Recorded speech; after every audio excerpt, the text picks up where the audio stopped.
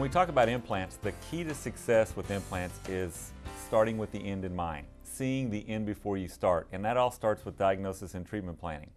And it takes a team approach to do that. You have to have the surgeon, the laboratory, even the patient involved in what your outcome is going to be. When I do any big case, I always treat it 4 ways.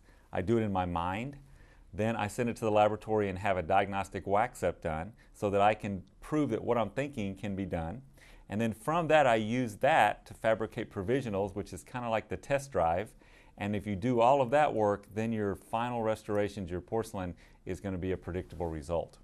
Treatment planning starts with just visually assessing the situation, doing a great occlusal exam, clinical exam, and taking a look at it. Then we're going to go to diagnostic study models and also radiographs. And we have panoramic radiographs, we have digital radiography that we can do a lot of measuring about. But one of the things about a Panorex, for example, which is a great diagnostic tool, but when you're doing precise measurements as with implants, you have about a 20 to 25% distortion rate with a Panorex. This is where cone beam technology comes into play. A cone beam scan has 0 distortion. So on hard tissue, you can actually measure the exact depth, the exact width that you're looking at.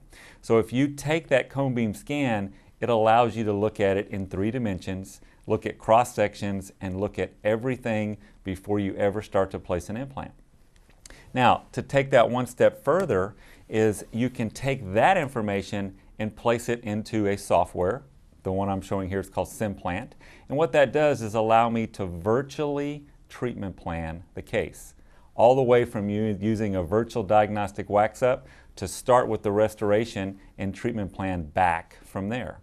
It also allows me to take and pull through a library and pick out the exact size of implant that I need, the exact length, the exact width, and also to be able to look at that and rotate it in 3 dimensions so that I know that the final result is going to be exactly what we're looking for.